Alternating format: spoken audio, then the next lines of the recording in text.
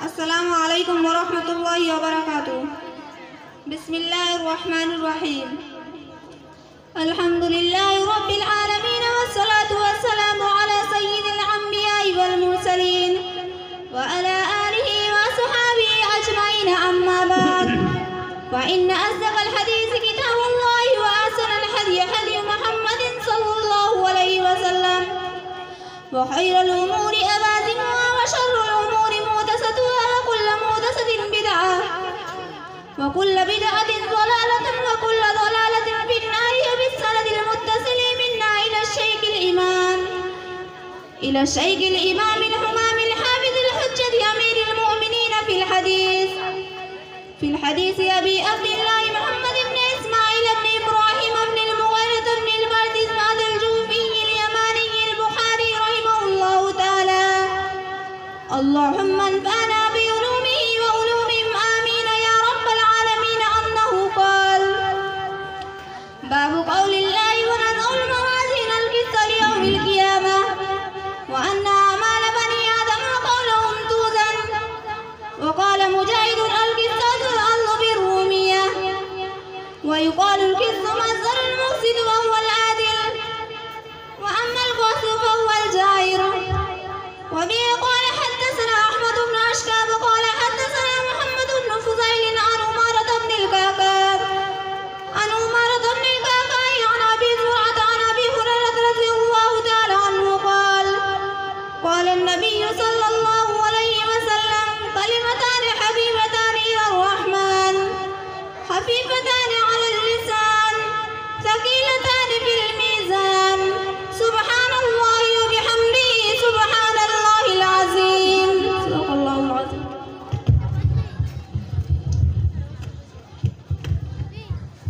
بسم الله الرحمن الرحيم. الحمد لله نحمده ونستعينه ونستغفره ونؤمن به ونتوكل عليه، ونعوذ بالله من شرور أنفسنا ومن سيئات أعمالنا، ونشهد أن لا إله إلا الله وحده لا شريك له، ونشهد أن سيدنا ونبينا مولانا محمد صلى الله تعالى عليه وعلى آله وأصحابه وبارك وسلم تسليما كثيرا كثيرا.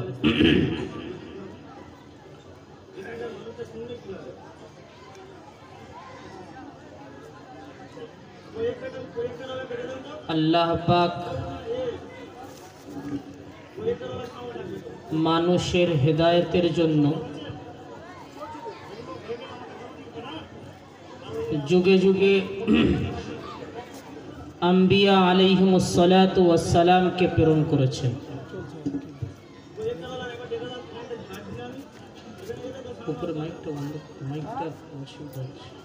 উপরে মাইকটা বন্ধ করে দাও, সুইচটা এটা লাগবে না।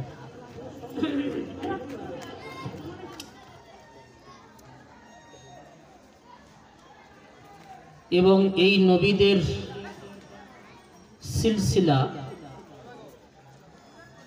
শুরু হয়েছে হযরতে আদম আলাইহিস সালাতু ওয়াস সালাম থেকে,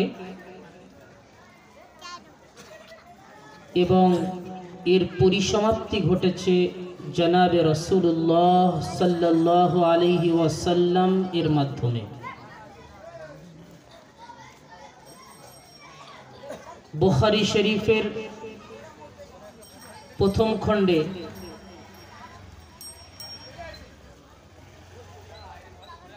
ইমাম বুখারী রহমতুল্লাহ আলাই একটা অধ্যায় এনেছেন। সেই অধ্যায়ের নাম হলো কিতাবুল আম্বিয়া, নবীদের বর্ণনা। তার হাসিয়াতে টিকাতে লেখা আছে যে আল্লাহ পাক মানুষের হেদায়েতের জন্য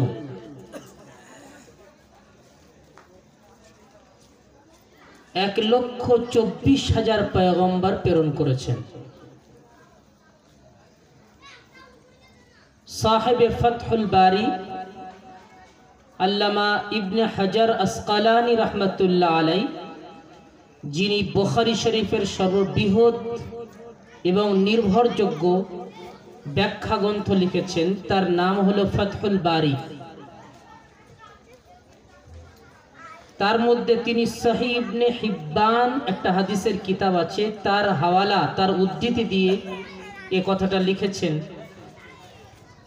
যে আল্লাহ পাক 1,24,000 পয়গম্বর প্রেরণ করেছেন, তার মধ্যে 313 জন বড় বড় রসুল,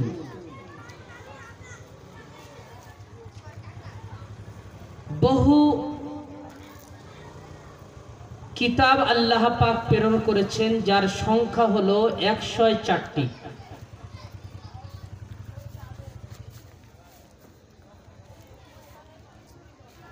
এই 104টি কিতাবের মধ্যে 100 কিতাব ছোট ছোট আর বাকি 4টি কিতাব বড়। একটা তাওরাত, যেটা হযরতে মুসা আলাইহিস সালাতু ওয়াস সালামের উপর অবতীর্ণ হয়েছে, আর একটা জবুর, যেটা হযরত দাউদ আলাইহিস সালাতু ওয়াস সালামের উপর অবতীর্ণ হয়েছে, আর একটা ইনজিল, যেটা হযরতে ঈসা আলাইহিস সালাতু ওয়াস সালামের উপর অবতীর্ণ হয়েছে, আর একটা জবুর, আর একটা কোরআন, যেটা জনাবে রাসূলুল্লাহ সাল্লাল্লাহু আলাইহি ওয়াসাল্লামের উপর অবতীর্ণ হয়েছে। ছাত্রীরা ভালো করে শুনি।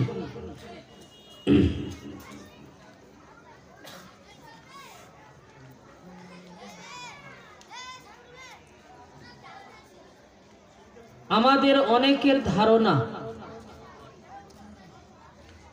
যে কোরআন এটা আল্লাহর পক্ষ থেকে এসেছে, আর হাদিসটা এসেছে আল্লাহর রসুলের পক্ষ থেকে। এটা প্রায় লোকের ধারণা, আর সকলে সাধারণত এটাই জানে। কিন্তু আমার ভাইরা, এটা ভুল তথ্য। কোরআন যেমন আল্লাহ পাকের পক্ষ থেকে এসেছে, হাদিসও তেমন আল্লাহ পাকের পক্ষ থেকে এসেছে।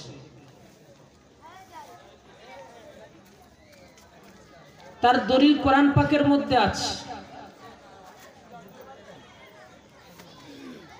কোরআনে মহান রব্বুল আলামিন ইরশাদ করেন, ওয়ামা ইয়ানতিকু আনিল হাওয়া ইন হুয়া ইল্লা ওয়াহয়ুন ইউহা। মুহাম্মদ নিজের পক্ষ থেকে কোনো কথা বলেন না, মুহাম্মদ তো ওটাই বলেন যেটা মুহাম্মাদের কাছে ওহী করা হয়েছে। তাহলে বোঝা গেল আল্লাহর রাসূল সাল্লাল্লাহু আলাইহি ওয়াসাল্লাম যে কথাগুলো বলেছেন সেটা ওটাই যেটা আল্লাহর পক্ষ থেকে আল্লাহর রাসূল সাল্লাল্লাহু আলাইহি ওয়াসাল্লামের কাছে এসেছে।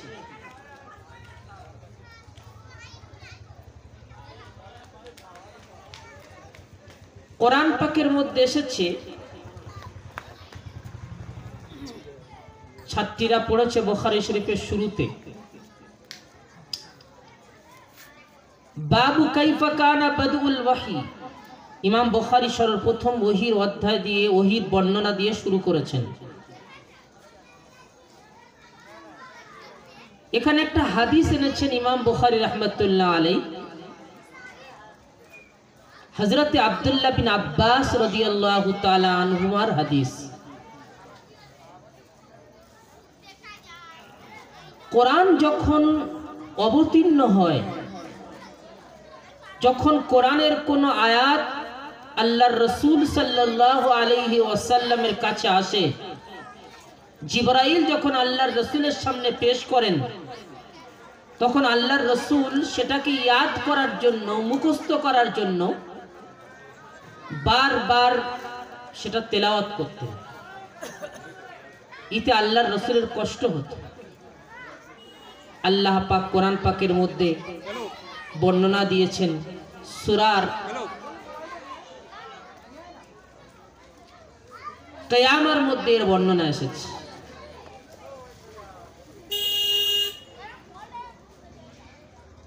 আল্লাহ পাক কি বললেন, লা তুহাররিক বিহি লিসানাক লিতাআজালা বিহি। মোহাম্মদ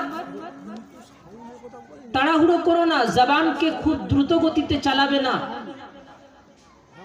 জলদি করার জন্য। ইন্না আলাইনা জামআহু ওয়া কুরআনা, মোহাম্মদ কোরআনকে তোমার সিনার মধ্যে ভরে দেওয়া, তোমার মুখ থেকে পড়িয়ে নেওয়ার দায়িত্ব আমি আল্লাহ নিচ্ছি। করতে হবে কি? ফাইদা করানাহু ফাত্তাবিআ কুরআনা, যখন আমি পড়ব অর্থাৎ জিবরাইল পড়বে, তখন তুমি সেটাকে ভালো করে মন দিয়ে কান দিয়ে চুপ থেকে শোনো। যদি তুমি মন দিয়ে ধ্যান দিয়ে কান দিয়ে শুনতে পারো, আমি আল্লাহ দায়িত্ব নিচ্ছি, কোরআন তোমার সিনাতে আমি ভরে দেব।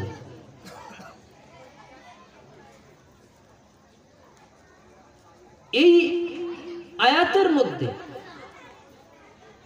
ছাত্র এবং ছাত্রীদের জন্য বিশাল একটা শিক্ষণীয় ব্যাপার রয়েছে, যে উস্তাদ যখন দর্শ দেবেন, পড়াবেন, প্রতিটি ছাত্র এবং প্রতিটি ছাত্রীর জন্য জরুরি অপরিহার্য উস্তাদের কথাগুলো, শিক্ষকের কথাগুলো মন দিয়ে ধ্যান দিয়ে শোনা। আল্লাহ পাক আগে কি বলছেন? সুম্মা ইন্না আলাইনা বায়ানা, কোরআন তো আমি তোমার সিনাতে ভরে দেব। আর শুনে নাও, ওই কোরআনের ব্যাখ্যার দায়িত্ব আমি আল্লাহ আমার জিম্মায় নিচ্ছি। আর কোরআনের ব্যাখ্যা হলো কি? হাদিস। বোঝা গেল কোরআন যেমন আল্লাহর পক্ষ থেকে, হাদিসও তেমন আল্লাহ পাকের পক্ষ থেকে। এটা একেবারেই ভুল কথা যে কোরআন আল্লাহর পক্ষ থেকে আর হাদিস আল্লাহর রাসূল নিজের পক্ষ থেকে বর্ণনা করেছেন বা করেছেন বলেছেন। কোরআন যেমন আল্লাহর পক্ষ থেকে, হাদিসও তদ্রূপ আল্লাহর পক্ষ থেকে। পার্থক্য কি? পার্থক্য হলো কোরআনের শব্দ ডাইরেক্ট আল্লাহর পক্ষ থেকে এসেছে, আর হাদিসের বিষয়বস্তুগুলো আল্লাহ পাকের পক্ষ থেকে এসেছে, আর আল্লাহর রাসূল নিজ ভাষায় সেগুলো ব্যক্ত করেছেন। পার্থক্য এটা। তাহলে এটা আমাদের মনে গেঁথে নিতে হবে। আপনারা সাধারণ মানুষ এসেছেন অনেক, এই কথাটা ভালো করে অন্তরে গেঁথে নিতে হবে যে কোরআন এবং হাদিস দুটো আল্লাহ পাকের পক্ষ থেকে। হাদিসের শব্দ আল্লাহর রাসূলের পক্ষ থেকে, বিষয় আল্লাহ পাকের পক্ষ থেকে, আর কোরআনের শব্দ বিষয় দুটোই আল্লাহ পাকের পক্ষ থেকে।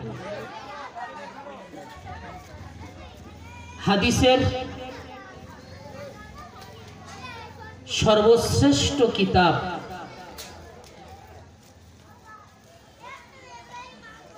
বুখারী শরীফ। উলামায়ে কেরামদের ঐক্যমত, আসহাহুল কুতুবি বা'দা কিতাবিল্লাহিল বারি আস-সহিহুল বুখারী। আল্লাহ পাকের কিতাবের পর, কোরআনের পর, পৃথিবীর উপরে, আকাশের নিচে যদি কোনো বিশুদ্ধতম কিতাব থেকে থাকে সেটা হলো বুখারী শরীফ। বুখারী শরীফের মান সমস্ত উলামায়ে কেরামদের ঐক্যমতে কোরআনের পর। বুখারী শরীফ যিনি লিখেছেন তার নাম বুখারী নয়। কথাগুলো একটু ভালো করে শুনি। বুখারী শরীফ যিনি লিখেছেন তার নাম বুখারী নয়, তিনি বুখারার বাসিন্দা ছিলেন। সেই জন্য বুখারী বুখারী করা হয়। তার নামও বুখারী নয়, আর এই কিতাবের নামও বুখারী নয়। তার নাম হলো প্রকৃত মুহাম্মদ। তার পিতার নাম আব্দুল্লাহ, তার দাদার নাম ইব্রাহিম, পুরো নাম মোহাম্মদ বিন আব্দুল্লাহ বিন ইব্রাহিম, মোহাম্মদ বিন ইসমাইল। তার পিতার নাম হলো ইসমাইল আর তার দাদার নাম হলো ইব্রাহিম। পুরো নাম হবে মোহাম্মদ বিন ইসমাইল বিন ইব্রাহিম।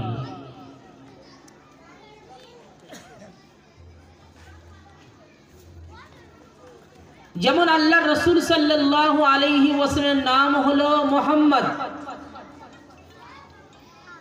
আল্লাহ রসুল সাল্লাল্লাহু আলাইহি ওয়াসাল্লামের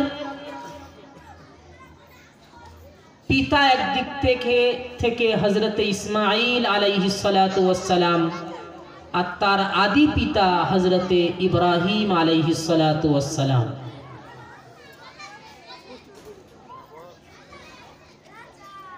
আর এই বুখারী শরীফের নাম অনেক লম্বা, শুধু ওই নামের ব্যাখ্যা করতে গেলে ঘন্টাকে ঘন্টা সময় লাগে। শুধু নামটা আমি বলে দিচ্ছি। বুখারী শরীফের নাম হলো আল জামি' আস-সহিহ আল মুসনাদ আল মুখতাসার মিন উমুরি রাসূলিল্লাহ সাল্লাল্লাহু আলাইহি ওয়াসাল্লাম ওয়া সুনানিহি ওয়া আইয়ামি। এটা হলো বুখারী শরীফের নাম। ছাত্রীরা নিশ্চয়ই তোমাদের আসাতিজায়ে কেরামদের মুখ থেকে এটা শুনেছ, আর এর বিস্তারিত ব্যাখ্যাও তোমরা শুনেছ। ইমাম বুখারী রাহমাতুল্লাহ আলাইহি বুখারী শরীফকে লিখেছেন 16 বছর ধরে।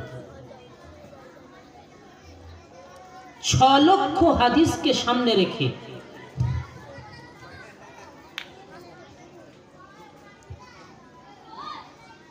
আর বুখারী শরীফের মধ্যে মোট হাদিসের সংখ্যা হলো হাফিজ ইবনে হাজার আসকালানী রাহমাতুল্লাহ আলাইহির মত অনুযায়ী 9082টি। সব মিলিয়ে বুখারীর মধ্যে মোট হাদিসের সংখ্যা সব মিলিয়ে 9082টি। 6 লক্ষ হাদিসকে সামনে রেখে 16 বছর ধরে তিনি হাদিসের কিতাব লিখেছেন। কিভাবে লিখেছেন? প্রত্যেক হাদিস লেখার পূর্বে তিনি গোসল করেছেন।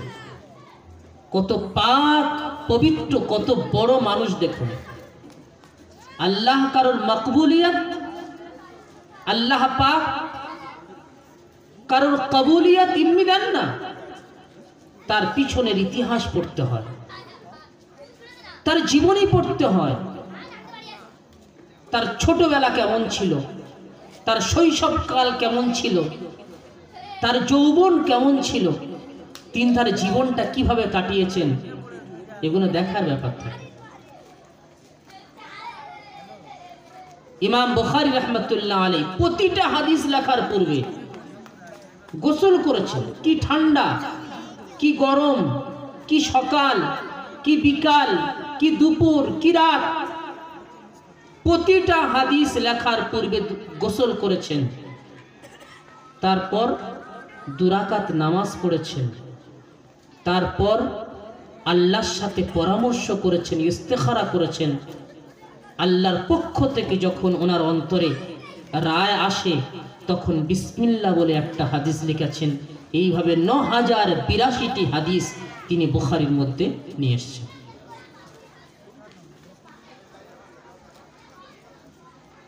ইমাম বুখারী রাহমাতুল্লাহ আলাইহির জীবনীতে এসেছে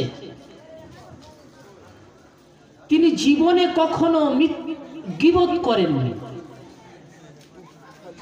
বুখারীর যে সমস্ত আরবি ব্যাখ্যা গ্রন্থ যেখানে তার জীবনী উল্লেখ করা হয়েছে সেখানে ইমাম বুখারী রাহমাতুল্লাহ আলাইহি উক্তিটা পেশ করা হয়েছে, মাগতাবতু আহাদান মুনযু আলিমতু আন্নাল গীবাতা হারাম। আমি যখন থেকে জেনেছি গীবত করা হারাম, তখন থেকে আমি কারোর কখনো গীবত করিনি। যেহেতু এটা বুখারীর মজলিসের সাথে সাথে আওয়ামদের মজলিস, সেই জন্য দুদিকটা লক্ষ্য রেখে আমাকে কথা বলতে হবে। আজকের আমরা আমাদের জবানটাকে হেফাজত করতে পারি না। সব থেকে বেশি গুনাহ আজকে দুটো জিনিসের মাধ্যমে হচ্ছে, একটা নিজের জবানের মাধ্যমে আর একটা চোখের মাধ্যমে। মুসলিম যুব সমাজ আজকের শেষ হয়ে যাচ্ছে,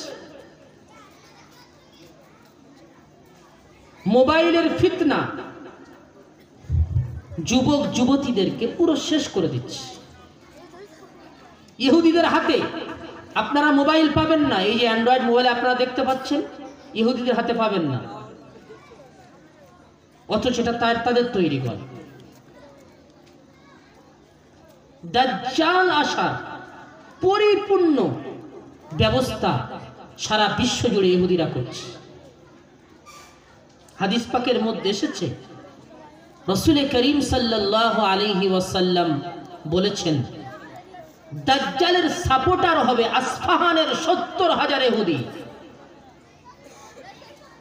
আসফাহান ইরানের একটা শহর। ইসরায়েলে বর্তমানে সারা বিশ্বে সবথেকে বেশি ইহুদিদের বসবাস।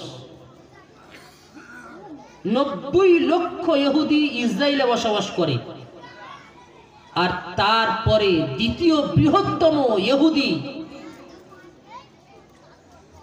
দেশ হলো ইরান।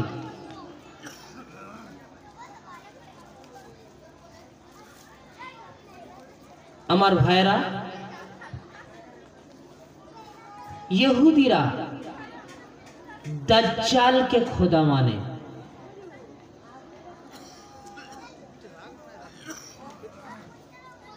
তাদের বিশ্বাস যে দাজ্জাল সারা বিশ্ব জুড়ে রাজত্ব করবে, সীমাহীন শক্তির অধিকারী হবে দাজ্জাল। মানুষের ঈমান লুণ্ঠন করার জন্য শয়তানের সবথেকে বড় এবং শেষ হাতিয়ার হলো দাজ্জাল। পৃথিবীর বুকে দাজ্জাল আসবে, তাদের আকীদা ও বিশ্বাস হলো দাজ্জাল সারা বিশ্ব জুড়ে রাজত্ব করবে, আর দাজ্জালের মেন পার্লামেন্ট হবে ফিলিস্তিনের জেরুজালেম। এই জন্য তারা সর্বদিক থেকে সমস্ত ক্ষমতা প্রয়োগ করে ফিলিস্তিনের জেরুজালেম তথা বাইতুল মাকদিসকে নিজের দখলে রাখতে চায়। আর আমাদের আকীদা ও বিশ্বাস হলো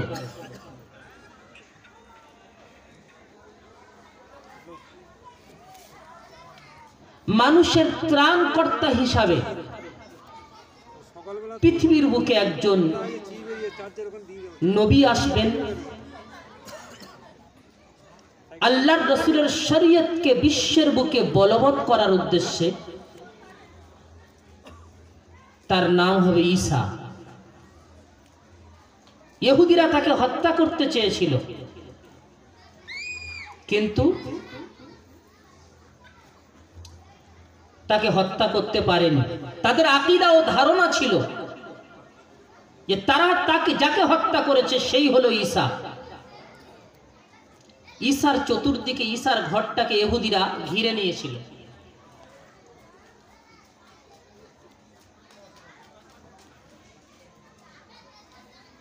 অনেকক্ষণ পর যখন তারা ঈসাকে বাইরে বার হতে দেখতে পাচ্ছে না, একজনকে ইনকোয়ারি করার জন্য ভিতরে পাঠালো।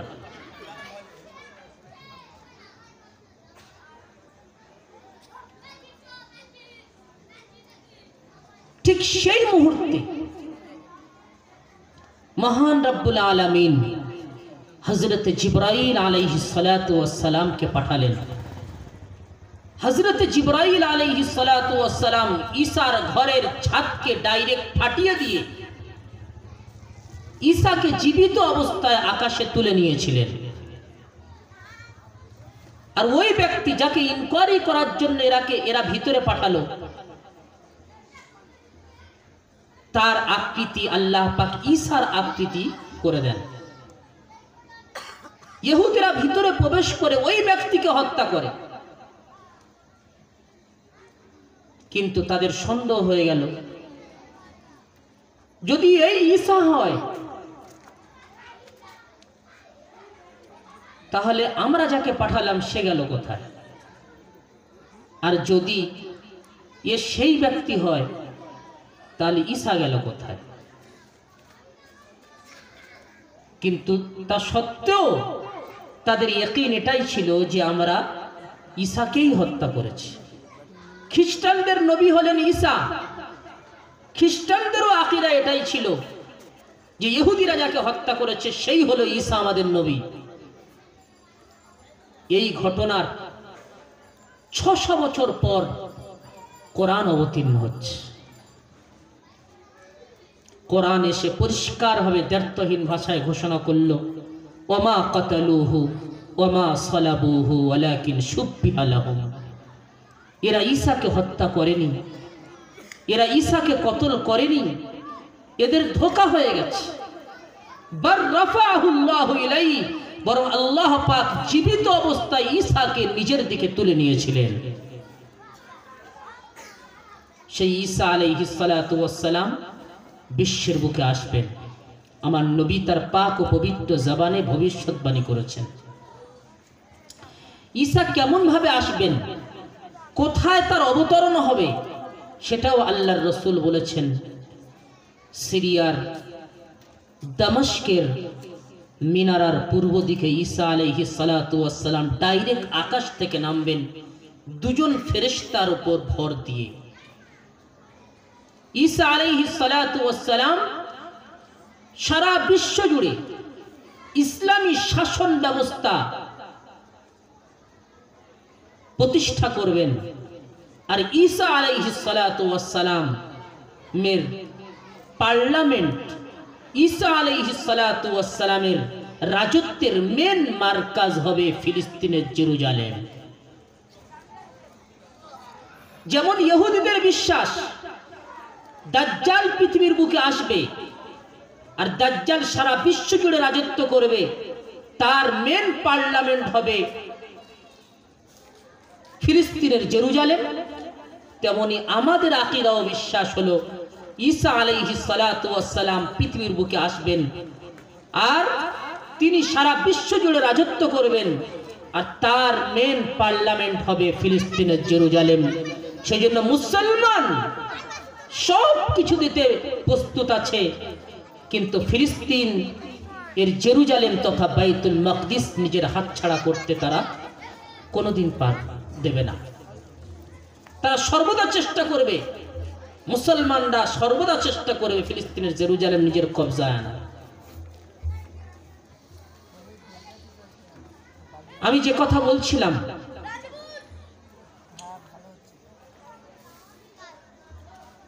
চোখের গুনাহ আর মুখের গুনাহ, এই যে মোবাইল, আজকের আমাদের ছেলে মেয়েরা মোবাইলে এমন ভাবে লিপ্ত, খানা ছেড়ে দেবে, বাপ মার ত্যাগ করবে, কিন্তু মোবাইল ছাড়বে না। এমন জাদু তার মধ্যে ভরে দেওয়া আছে। এই মোবাইলটা ইহুদিদের তৈরি, তারা ভিতর থেকে সম্পূর্ণ আমাদের যুব সমাজকে পঙ্গু করছে। আমি মুসলমান ঘরের সন্তান, আমি মনে করছি আমি তো ঠিক আছে, আমি তো নামাজ পড়ছি।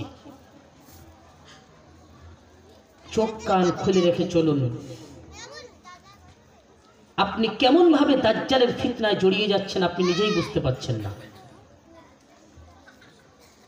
আমরা দারুল উলুম দেওবন্দ থেকে ফারেগ হয়েছি। আমাদের ছাত্ররা, আমাদের ক্লাসের ছাত্ররা দেওবন্দের, তারা একটা গ্রুপ খুলেছে আল কাসিম নাম। আমি সেই গ্রুপে পড়তে পড়তে এই গত পরশুদিন পড়ছিলাম, পড়ার সাথে সাথে দিলটা পুরো কেঁপে গেছে। একটা ঘটনা উল্লেখ করেছে, সেটা আপনাদের শোনাচ্ছি।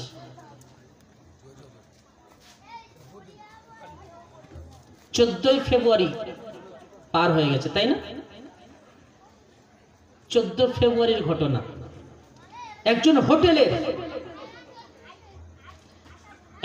হোটেলের ম্যানেজার রিপোর্ট দিয়েছে, নামটা ওখানে লিখেছে আমার খেয়াল নেই, যে এখানে পুরুষ এবং মহিলা এই হোটেলে, জওয়ান এবং যুবক এবং যুবতী এই হোটেলে 100 জন এসেছিল।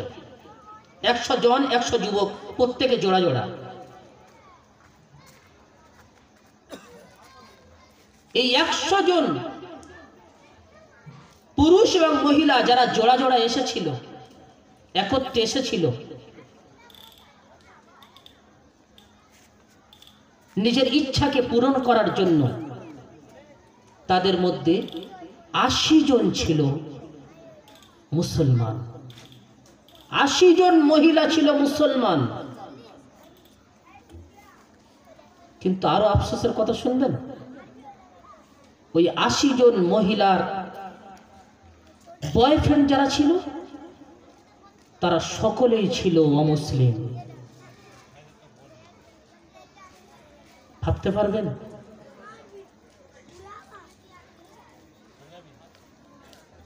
আজকের মোবাইল আমাদেরকে কোথায় নিয়ে গেছে? আপনি মনে করছেন আপনার ঘরের মেয়ে খুব ভালো আছে, এবং আপনার মনে একটা অহংকার আছে এটাই যে আপনার মেয়ে মাধ্যমিক, উচ্চ মাধ্যমিক, বিয়ে ভালো রেজাল্ট করেছে,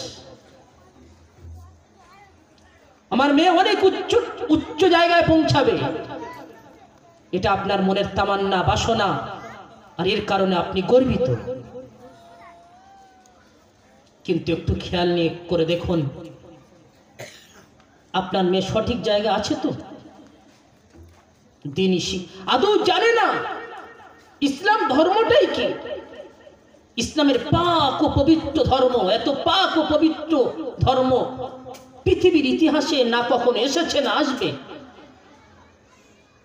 আমার রসুলের জীবনীর থেকে, আমার রসুলের নমুনা থেকে বিশ্বের বুকে আর শ্রেষ্ঠ নমুনা কারণ হতে পারে?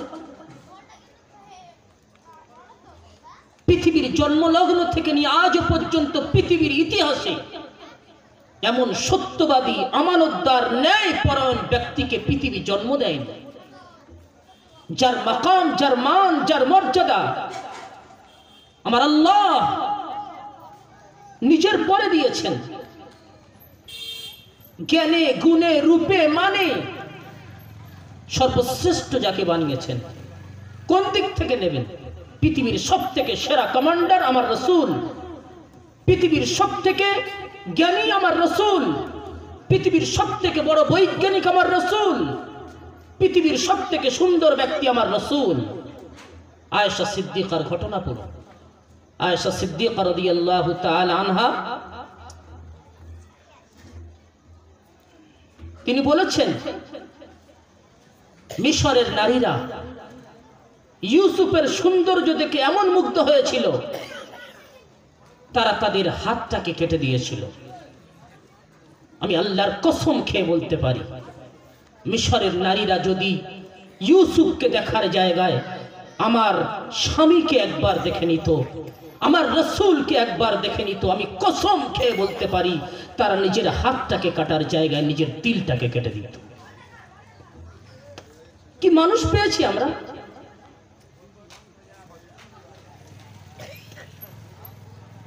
আজকের আমাদের যুবকরা খেলোয়াড়কে মডেল বানাচ্ছে, একজন প্লেয়ার, খেলোয়াড়। আল্লাহ পাকই জানেন, আল্লাহ পাক খুব ভালো জানেন যাদেরকে আমার বাড়ির সন্তানরা ফলো করছে, যে সমস্ত হিরো হিরোইনকে, প্লেয়ারকে, খেলোয়াড়কে, তারা ডেলি কত মিথ্যা কথা বলে, কত মানুষকে ধোঁকা দেয়, কত জিনায় তারা লিপ্ত। আমার ওস্তাদ মুহতারাম মাওলানা খলিল আহমদ নূর আলম খলিল আল আমিন দারুল উলুম দেওবন্দের মায়ানাজ ওস্তাদ, হিন্দুস্তানের ভারতবর্ষের টপ র্যাঙ্কের সাহিত্যিক আদিব, তিনি আমাদেরকে পড়াতে পড়তে বলেছেন, এই কথাই বর্ণনা করতে अफसोस साथे बोलছেন, अफसोस आज हमारे बच्चों को हमारे प्यारा नबी की जिंदगी मालूम नहीं, उनको पता ही नहीं उनकी कितनी बीबियां हैं, उनको पता ही नहीं कि कितनी लड़ाई में वो शरीक हुए, किस लड़ाई में उनका दंदान मुबारक शहीद हुआ था। किंतु ওদেরকে জিজ্ঞাসা করে দেখো, একজন হিরো নেই, একজন হিরো, একজন খেলোয়াড় তার জীবনী বলে দিতে পারে। হযরত তারপর শব্দটা বলছেন, जो मुहज्जब रंडी है, যারা জীবনে জীবনে কত জিনা করে বসে আছে তাদেরকে মডেল বানাচ্ছে আমাদের যুবকরা।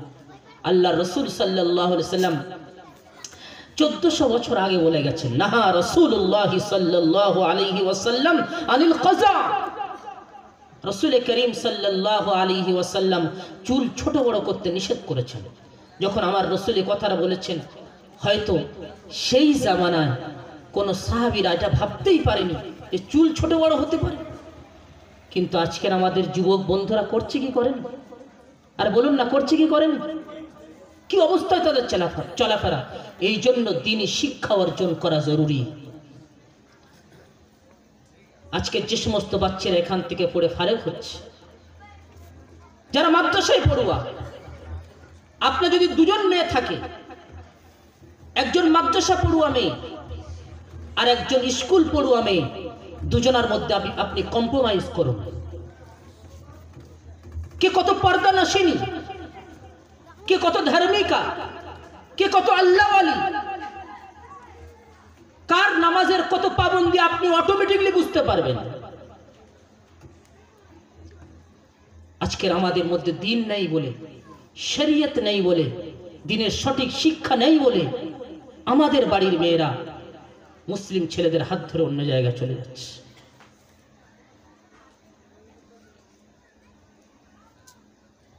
ইমাম বুখারী রাহমাতুল্লাহ আলাইহি বর্ণনা করতে করতে আমি আর দূরে এসেছি। ইমাম বুখারী রাহমাতুল্লাহ কত বড় মানুষ, তার জীবনীতে লেখা আছে, শাইখুল হাদিস আল্লামা জাকারিয়া আলাইহির রাহমা কান্দলাবি তিনি বুখারী শরীফের আরবিতে ব্যাখ্যা গ্রন্থ লিখেছেন। সেই ব্যাখ্যা গ্রন্থের নাম হলো লামিউদ দারারি। তার ভূমিকাতে তিনি লিখেছেন, ইমাম বুখারী রাহমাতুল্লাহ আলাইহি যখন ইন্তেকাল হয়, সেই সময় আব্দুল ওয়াহিদ বিন আদম আলাইহির রাহমা, তিনি বিখ্যাত একজন মুহাদ্দিস ছিলেন, পণ্ডিত ছিলেন হাদিসের। তিনি স্বপ্নের মাধ্যমে আল্লাহর রাসূল সাল্লাল্লাহু আলাইহি ওয়াসাল্লামকে দেখতে পেলেন। রাসূল করিম সাল্লাল্লাহু আলাইহি ওয়াসাল্লাম সাহাবাদেরকে নিয়ে দাঁড়িয়ে আছে। তিনি বলছেন, মা উকুফুকা হাহুনা ইয়া রাসূলুল্লাহ, আয় আল্লাহর রাসূল, আপনি এখানে বসে কেন, দাঁড়িয়ে কেন? রাসূল করিম সাল্লাল্লাহু আলাইহি ওয়াসাল্লাম বললেন, আনতাজিরু মুহাম্মদ ইবনে ইসমাঈল আল বুখারী, আমি মুহাম্মদ বিন ইসমাঈল বুখারীর অপেক্ষা করছি। হযরত আব্দুল ওয়াহিদ বিন আদম আলাইহির রাহমা বলছেন, ইমাম বুখারীর যেখানে বাসস্থান তার ঘর অনেক দূরে। তিনি পরে শুনতে পেলেন ইমাম বুখারী রাহমাতুল্লাহ আলাইহি মৃত্যুবরণ করেছেন। ইমাম বুখারী রাহমাতুল্লাহ মৃত্যুবরণ করেছেন। তো উনি বলছেন, আমি তখন খেয়াল করে দেখলাম যে ইমাম বুখারী রাহমাতুল্লাহ আলাইহি যে সময় মৃত্যুবরণ করেছেন, ঠিক সেই সময় আমি ওই স্বপ্ন দেখেছিলাম যে সময় আল্লাহর রাসূল বলেছেন যে আমি মুহাম্মদ বিন ইসমাঈল বুখারীর অপেক্ষা করছি।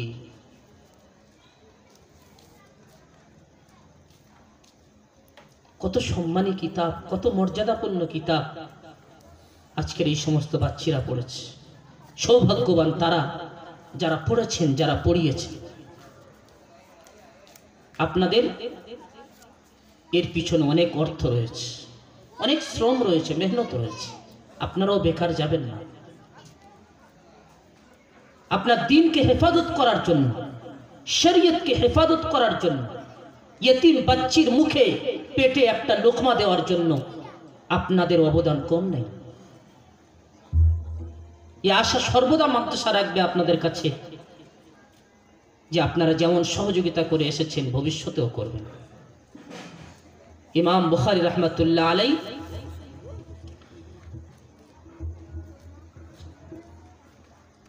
বুখারী শরীফের মধ্যে এবার কিছু পয়েন্টের কথা বলছি, ভালো করে মুখস্থ করে নেবেন এগুলো। আমার ছাত্রীদের উদ্দেশ্যেও বলছি, আর যারা আপনারা রয়েছেন, ওলামারা রয়েছেন, সকলের উদ্দেশ্যে বলছি, এই পয়েন্টগুলো নোট করুন। বর্তমান ইসলামকে, শরীয়তকে ভিতর থেকে খোকলা বানানোর ইউটিউব এবং বিভিন্ন বয়ানের মাধ্যমে প্রচেষ্টা চালানো হচ্ছে। ইমাম বুখারী রাহমাতুল্লাহ আলাইহি বুখারী শরীফের মধ্যে যতগুলো হাদিস এনেছেন সমস্ত হাদিস সহিহ, কিন্তু এর অর্থ এটা নয় পৃথিবীতে যত সহিহ হাদিস আছে সব বুখারীর মধ্যে আছে। আমার কথাটা বুঝতে পারছেন আপনারা? ইমাম বুখারী রাহমাতুল্লাহ আলাইহি বুখারীর মধ্যে যত হাদিস এনেছেন সমস্ত হাদিস সহিহ, কিন্তু এর অর্থ এটা নয় যে যত সহিহ হাদিস আছে সব বুখারীর মধ্যে আছে। ইমাম বুখারী রাহমাতুল্লাহ আলাইহি এর নিজের 3 লক্ষ হাদিস মুখস্থ ছিল। 3 লক্ষ হাদিসের হাফেজ ছিলেন ইমাম বুখারী রাহমাতুল্লাহ আলাইহি, যার মধ্যে 1 লক্ষ সহিহ হাদিস তার মুখস্থ ছিল আর 2 লক্ষ গায়র সহিহ হাদিস মুখস্থ ছিল। আমি এর আগে বলেছি বুখারীর মধ্যে সব মিলিয়ে 9082টি হাদিস আছে, সবগুলো সহিহ। যদি সব সহিহ হাদিস ইমাম বুখারী রাহমাতুল্লাহ আলাইহি বুখারীর মধ্যে নিয়ে আসতেন, তাহলে বুখারী শুধু 9000 হাদিস থাকতো না, বরং লাখ লাখ বুখারীতে হাদিস থাকতো। ইমাম বুখারী রাহমাতুল্লাহ আলাইহি নিজের 1 লক্ষ সহিহ হাদিস মুখস্থ, তার মধ্যে 9000 হাদিস এখানে, বাকি 91000 সহিহ হাদিস গেল কোথায়? শুধু ওনার যেটা মুখস্থ সে কথাটা বলছি। বোঝা গেল সমস্ত সহিহ হাদিস বুখারীর মধ্যে আসেনি। ইমাম বুখারী রাহমাতুল্লাহ নিজে বর্ণনা করেছেন, মা আওরাতু ফি কিতাবি হাযা ইল্লা সহিহ, আমি এই কিতাবের মধ্যে যত কিতাব হাদিস এনেছি সবগুলো সহিহ, কিন্তু ওয়ালাকাদ তারাকতু কাসীরাম মিনাস সিহাহ, আমি বহু সহিহ হাদিসকে ছেড়ে দিয়েছি। সুতরাং প্রথম পয়েন্ট আপনারা খেয়াল রাখবেন, সমস্ত সহিহ হাদিস বুখারীর মধ্যে আসেনি। বুখারীতে যে হাদিস আছে সব সহিহ। সুতরাং এই দাবি করা যে বুখারী ছাড়া অন্য কোনো জায়গায় সহিহ হাদিস নিয়ে, কথাটা মিথ্যা। বরং যতগুলো সিয়ায়ে সিত্তা, যে 6টা হাদিসের কিতাব বুখারী দওরাতে পড়ানো হয়, যারা ফারেগ হচ্ছে তাদেরকে যে পড়ানো হয়েছে, তার মধ্যেও সমস্ত সহিহ হাদিস নেই। সব মিলিয়ে প্রায় 28 থেকে 30,000 হাদিস এসছে আপনার সিয়ায়ে সিত্তার মধ্যে। এখনো তো হাজার হাজার হাদিস বাকি পড়ে আছে। দ্বিতীয় পয়েন্ট, দ্বিতীয় কথা ভালো করে বুঝে নেন।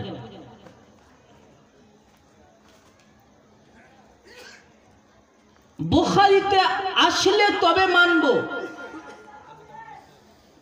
নচেত মানব না।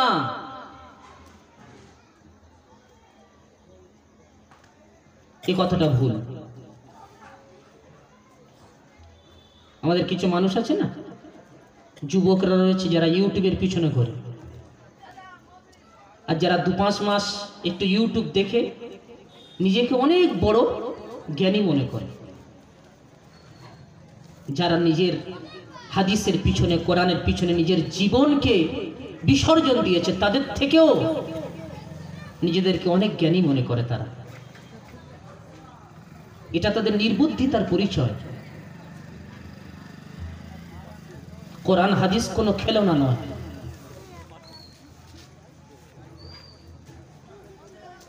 বুখারীতে আসলে তারা দেখবেন মাঝে মাঝে ছোটি ছোটি বাংলা কিতাব বের করে। আমার ভাইরা, বুখারী এটা একটা খণ্ড, এটা দ্বিতীয় খণ্ড, ভালো করে দেখে না, এটা বুখারীর দ্বিতীয় খণ্ড। বুখারীর মোট পৃষ্ঠা হলো 1129 পৃষ্ঠা। বুখারী কোনো চটি কিতাবের নাম নয়, বুখারী কোনো বাংলা কিতাবের নাম নয়। বুখারী আরবিতে যে নুসখাটা দেখতে পাচ্ছেন এটাই হলো বুখারী, এটা তাও একটা খণ্ড। বুখারীতে আসলে তবে মানবো, নচেত মানবো না। এটা একটা ধোঁকা। আমি বহু মিসাল আপনাদেরকে দিতে পারি যেখানে বুখারীর মধ্যে সেই সমস্ত কথার কোনো বর্ণনা নেই, অথচ আপনাকে মানতে হয়।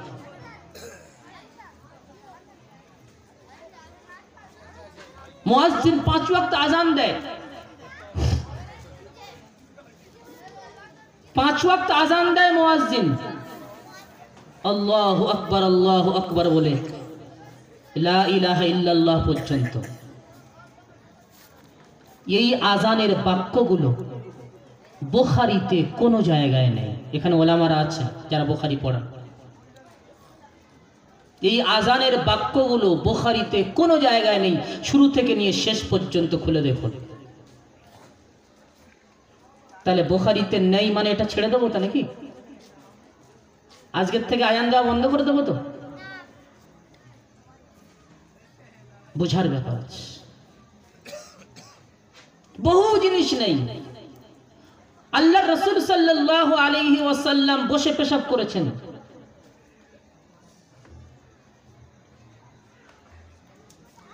এটাই আল্লাহর রাসূলের সুন্নাত। বুখারীতে কোনো জায়গায় বসে পেশাব করার একটাও হাদিস নেই। সুতরাং বুখারীতে নেই বলে আপনি ত্যাগ করবেন, সেটা মানা যাবে তো? যে আজকের থেকে ভুল হয়ে গেছে, এতদিন ওলামারা আমাদের ভুল বুঝিয়ে এসছে, বুখারীতে কোনো জায়গায় দেখতে পাইনি বসে পেশাব করার হাদিস, সুতরাং আজকের থেকে দাঁড়িয়ে পেশাব করবে। আমার যুবক বন্ধুরা যারা ওদিকে যাচ্ছেন, আপনাদেরকে ভাবতে বলি, ওলামা আপনাদেরকে কখনো ভুল পথে নিয়ে যাবে না। আল্লাহ রাসূল সাল্লাল্লাহু আলাইহি ওয়াসাল্লামের পক্ষ থেকে ভবিষ্যৎবাণী আছে, আমার উম্মতের মধ্যে হতে একটা দল, একটা জামাত সর্বদা হকের উপর থাকবে, ন্যায়ের উপর থাকবে। তারা কোনো নিন্দুকের কোনো নিন্দার পরোয়া করবে না।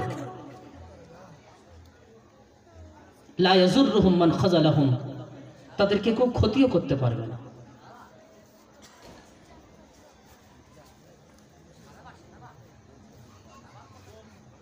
তৃতীয় কথা, বুখারীতে এসেছে সুতরাং মানতে হবে, এ কথাটাও ভুল। আমি পরপর 3টে পয়েন্ট বললাম। প্রথম পয়েন্ট, বুখারীতে যত হাদিস এসেছে সব সহিহ, কিন্তু সমস্ত সহিহ হাদিস বুখারীর মধ্যে নেই। নাম্বার 2, বুখারীতে আসেনি বলে মানবো না, এ কথাটাও ভুল। নাম্বার 3, বুখারীতে এসেছে বলে মানবো, এটাও ভুল। বুখারীতে বহু মসলা এমন আছে যেগুলোর উপর আমল করা যাবে না।